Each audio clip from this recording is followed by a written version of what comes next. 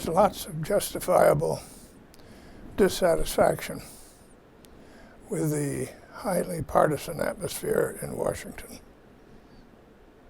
Having served at times when that was not the case, going back to the Eisenhower administration, through Kennedy, Johnson, Nixon, Reagan, Bush, Clinton, I have a hard time believing that this is a problem that can't be overcome. I know quite a few of the people involved, and they're terrific people. So it's something about the system that's wrong. Here are my ideas. You have to have a system that engages the A players. And they have to get into a problem-solving frame of mind. On the congressional side, one of the healthiest things is to get back to doing a budget the old-fashioned way, where you hold hearings on departments and subparts of departments and engage in operational discussions about what is needed and how much it costs to do it, and so on. That kind of discussion really is operational in nature, and it doesn't lend itself to partisan discussion. So when people get into that frame of mind, it infects them on other things. So go back to doing the budget in the old-fashioned way and having votes on amendments and so on all kinds of subjects.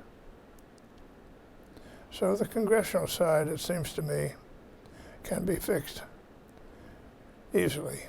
And it must be, because legislation that is forced through on a partisan basis usually is not nearly as good as it could be. And goodness knows we need good legislation these days. Now on the executive side,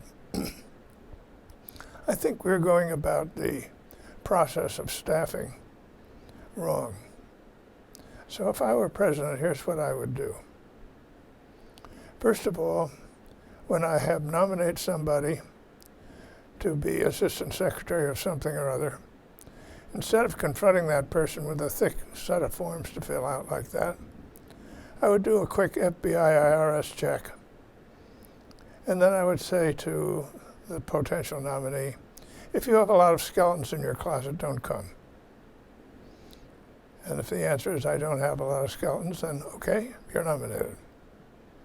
You don't need to check every aspect of this person's life. Then when somebody is nominated, the Senate has to ask its own questions.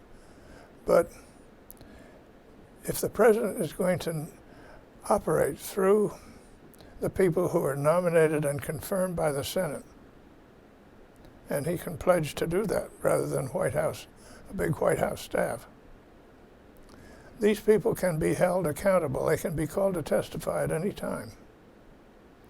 So if he says, this is the way I'm going to operate, I think he can legitimately say to the Senate, I want from you a prompt up or down vote on my nominees. And I want a presumption in favor of my nominees, because after all, I have to run an executive branch, and these are the people who are going to do it. So I have to be people with whom I have a compatibility. Once you've done that, you attract A players to these places, and you attract people who are ready to roll up their sleeves and solve problems. Goodness knows there are plenty of them. If you get everybody into a problem-solving mood, then you're going to get somewhere. So I think that's the answer to the dysfunction. Get people to see the problems. Get them in a problem-solving mood. Get A players in there who come to achieve something for their country, and all of a sudden, there'll be a transformation. Thank you.